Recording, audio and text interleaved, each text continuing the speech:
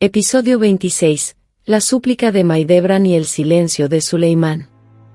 Escuchó sus pasos detenerse al otro lado de la puerta. Los había memorizado hacía años. El peso exacto de él, el ritmo preciso de un hombre que jamás había dudado en su vida. Conocía esos pasos como un prisionero conoce la ronda del guardia. Como un halcón conoce el viento. Y entonces, se arrodilló. Ese detalle importa. Que quede claro. Maidebran Sultana, la consorte principal del gobernante más poderoso del mundo conocido, se arrodilló. No por protocolo. No por teatro. Se arrodilló porque había agotado cada otra opción, y lo sabía. Porque cuando una mujer que ha construido su mundo ladrillo a ladrillo durante 20 años siente que todo se derrumba, no le quedan palabras grandiosas. Solo le quedan rodillas y voz. Y ella usó ambas. La puerta no se abrió. Ella habló de todas formas. Estambul. El año 1534. El palacio otomano en el cenit de su gloria. Lo que dijo a través de esa puerta, lo que confesó, lo que suplicó, los historiadores llevan siglos debatiéndolo. Algunos dicen que lloró. Otros dicen que era demasiado orgullosa para llorar y que simplemente expuso su caso como un abogado defendiendo un veredicto que ya había sido dictado. Otros dicen que hizo ambas cosas al mismo tiempo. Los registros son incompletos. Pero lo que sí está escrito, en cada crónica que sobrevivió, es lo que pasó después de que ella dejó de hablar. Él se fue. Sin una palabra. Sin respuesta. Sin un solo sonido. Los pasos reanudaron su marcha. Se alejaron. Y Maidebran Sultana quedó arrodillada en una habitación que olía a incienso frío y jazmín añejo, el aroma que ella había elegido para recordarle los primeros años, los años de antes, escuchando cómo un hombre se alejaba de su vida para siempre. Lo que estás a punto de escuchar no es una historia de amor. Es un estudio sobre cómo el poder destruye todo lo que toca. Incluso a las personas que creyeron haberlo entendido. Al final de este relato, comprenderás no solo lo que ocurrió esa noche, sino por qué siempre iba a ocurrir. Porque el palacio estaba diseñado, estructural, emocional y políticamente, para producir exactamente ese resultado. Y comprenderás algo aún más oscuro, Maidebran no era ingenua. Lo vio venir. Y no pudo detenerlo de todas formas. Quédate conmigo. Porque esto es lo que entenderás al final, Maidebran Sultana no lo perdió todo por ser débil. No lo perdió porque cometiera errores. Lo perdió porque un sistema fue construido a su alrededor para hacer inevitable su caída.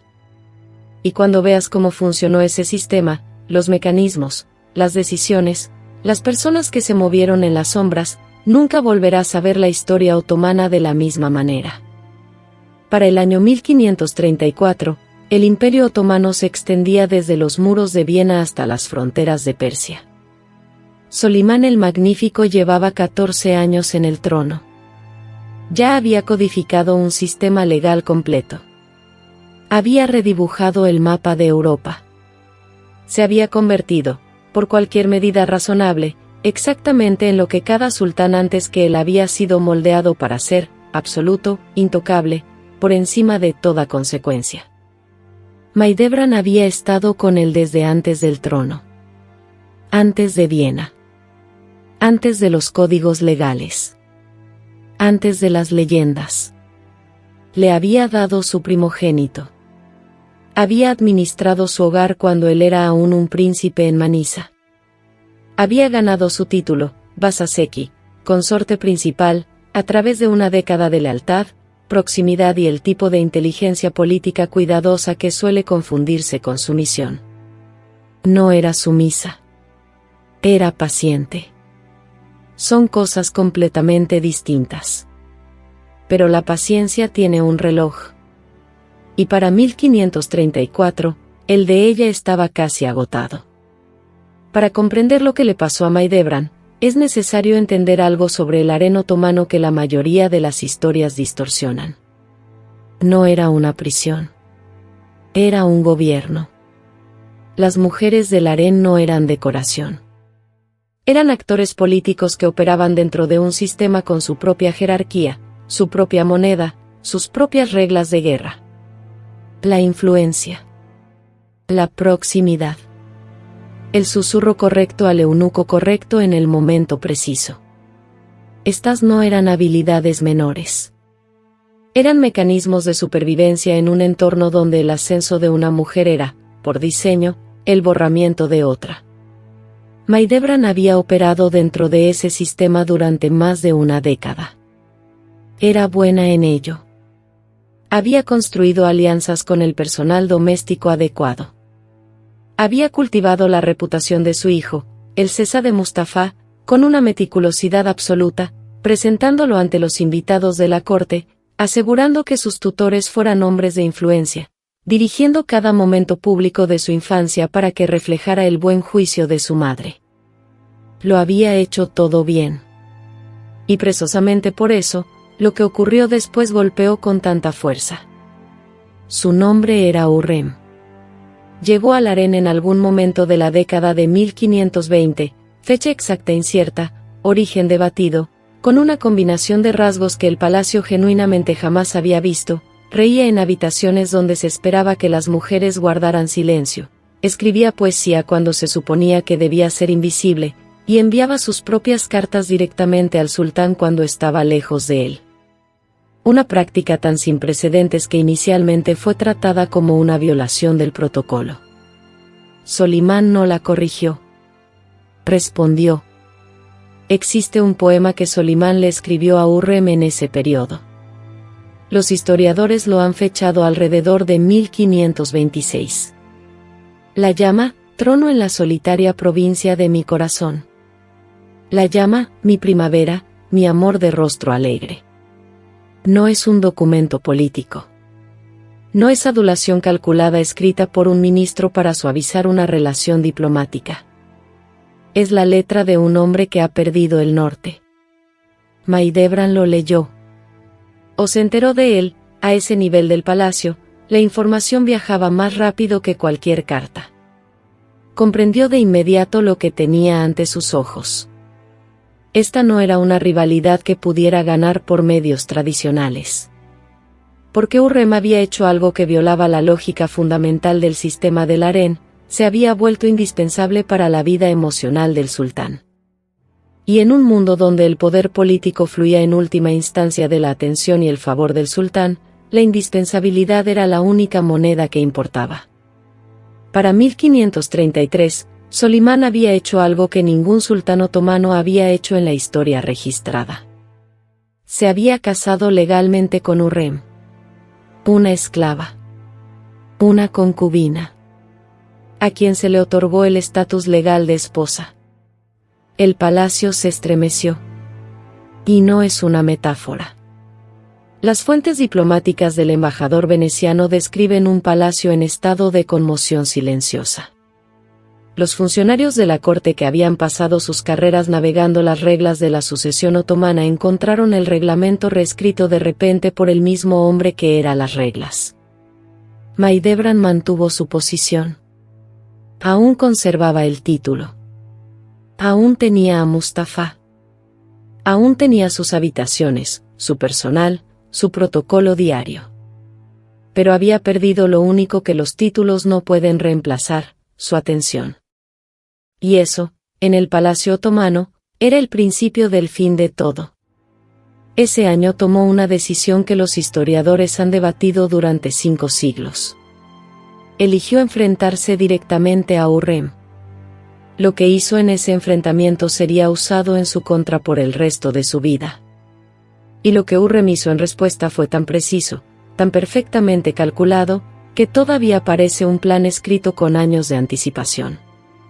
El enfrentamiento físico entre Maidebran y Hurrem es uno de los episodios más documentados de su rivalidad, y al mismo tiempo uno de los más contestados.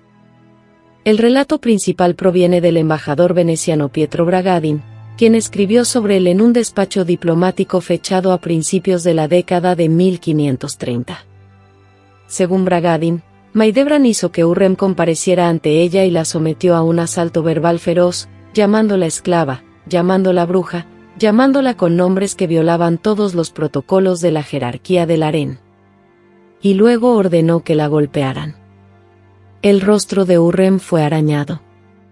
Le arrancaron mechones de cabello. Quedó, según el relato del embajador, físicamente marcada.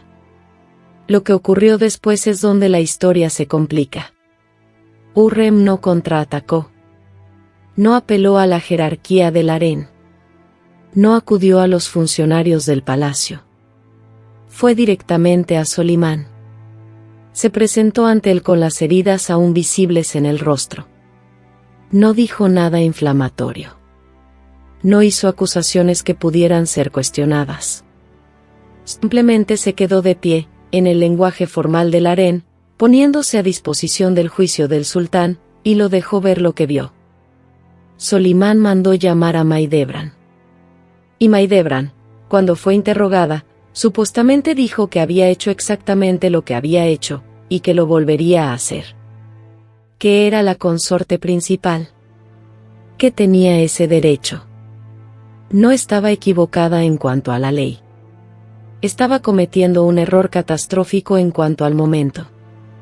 Porque Solimán ya había tomado su decisión emocional.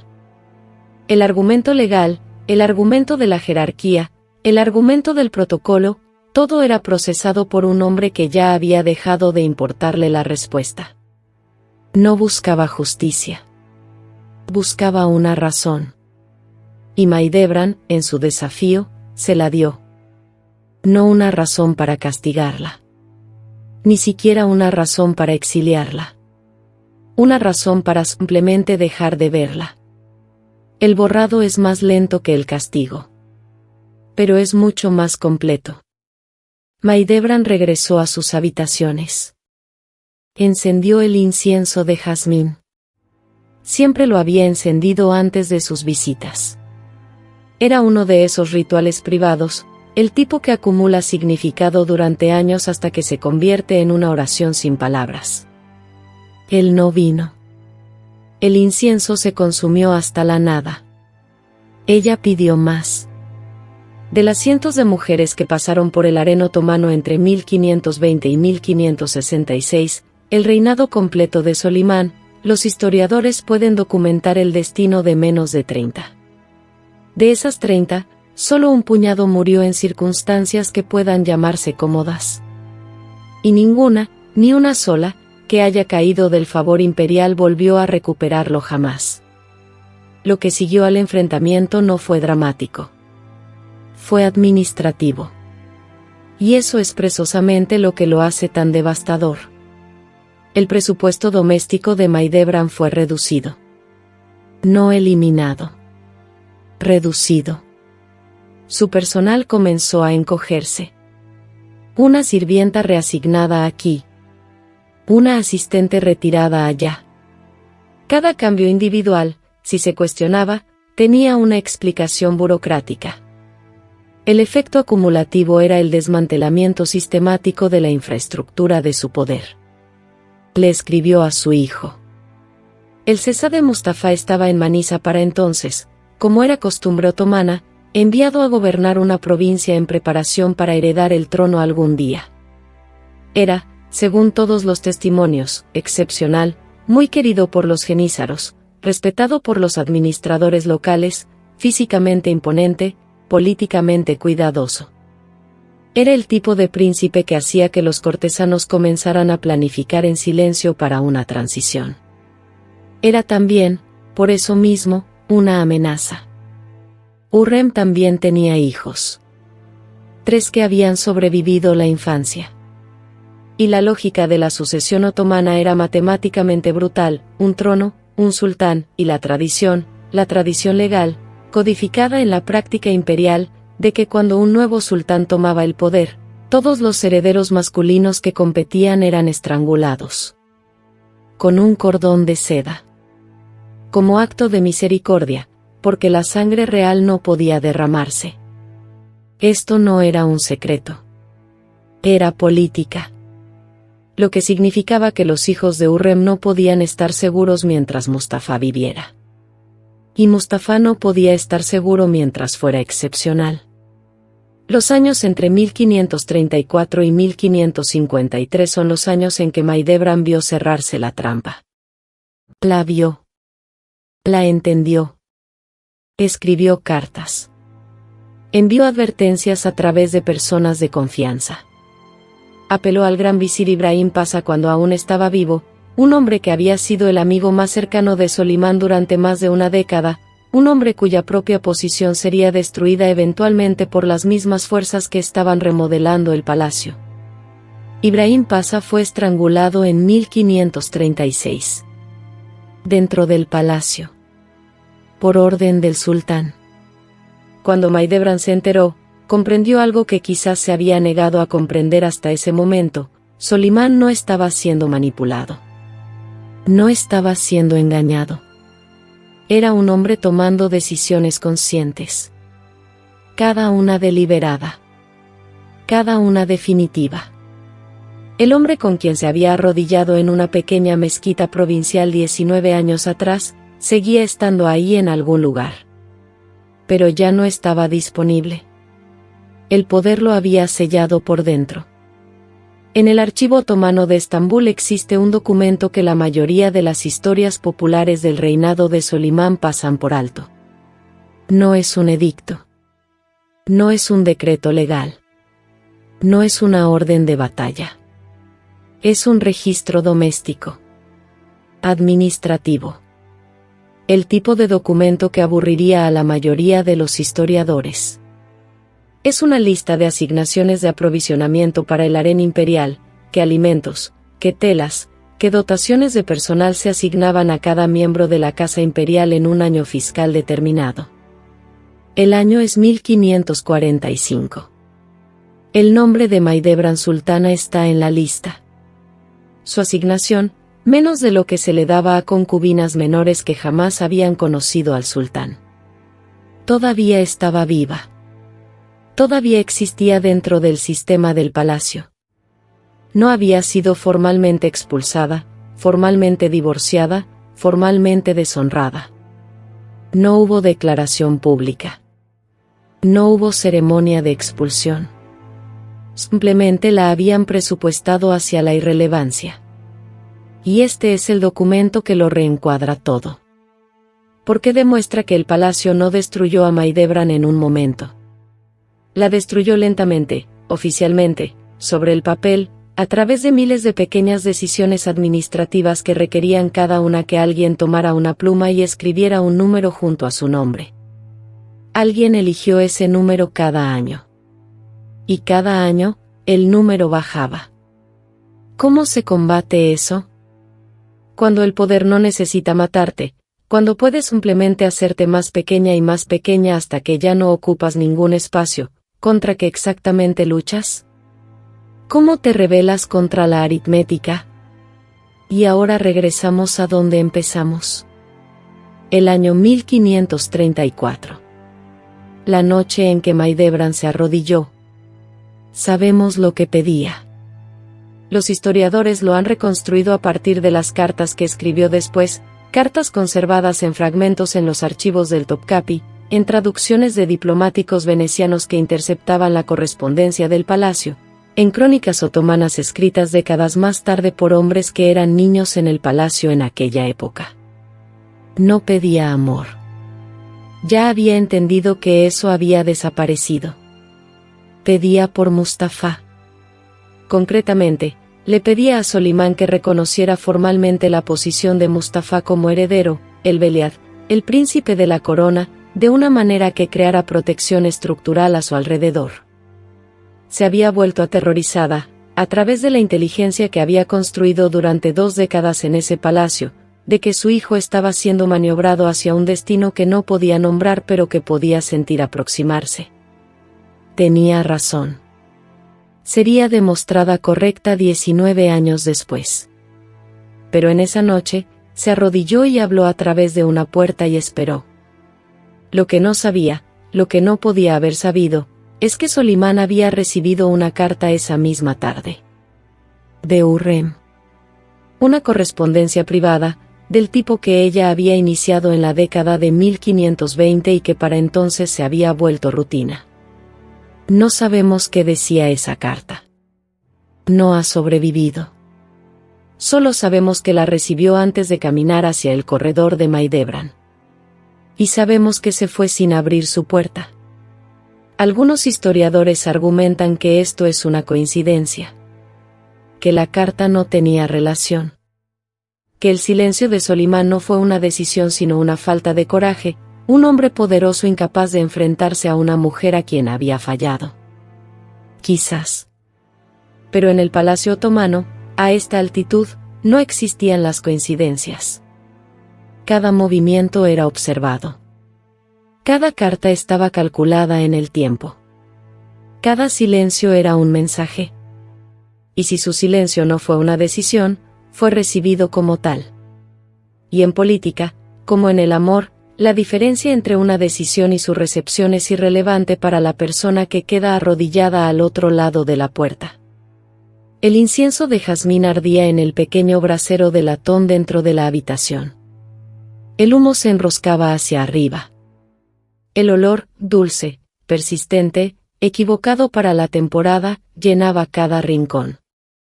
Ella lo oyó alejarse. Y se quedó sola.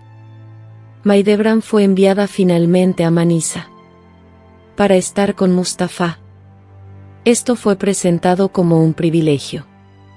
Una madre acompañando a su hijo en su gobierno provincial. Generosidad imperial. Era un exilio. Los registros de aprovisionamiento del palacio, la misma maquinaria administrativa que había estado reduciendo silenciosamente sus asignaciones, muestran la transición con claridad. Su residencia en Estambul se redujo a un esqueleto. Sus sirvientes en Manisa eran una fracción de lo que su rango históricamente merecía. Sobrevivió. Era ingeniosa. Nunca había sido alguien que necesitara el lujo para funcionar.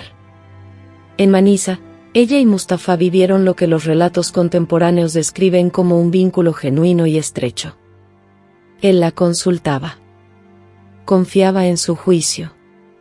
Era, por cualquier medida, el tipo de hombre que ella había pasado 3 décadas tratando de crear, cuidadoso, respetado, estratégicamente paciente. Era todo lo que ella había construido. Y eso lo convertía en un objetivo. En 1553, el Sesá de Mustafa fue convocado al campamento militar de su padre cerca de Ereli. Las acusaciones que llegaron a Solimán ese año, que Mustafa había estado en correspondencia con el Sasafavida, que planeaba un golpe, que se había vuelto impaciente, nunca han sido probadas de forma definitiva. Las cartas originales citadas como evidencia jamás han sido autenticadas. Los historiadores llevan 5 siglos debatiendo si eran reales, fabricadas o manipuladas. Lo que no se debate es lo que pasó. Mustafa entró a la tienda de su padre. No salió vivo. Fue estrangulado. Por los mudos, los ejecutores palaciegos sordomudos, mientras su padre permanecía sentado detrás de una cortina en la misma tienda y escuchaba. Solimán estuvo presente en la muerte de su hijo. No miró. Pero estaba presente. Un silencio. Pesado.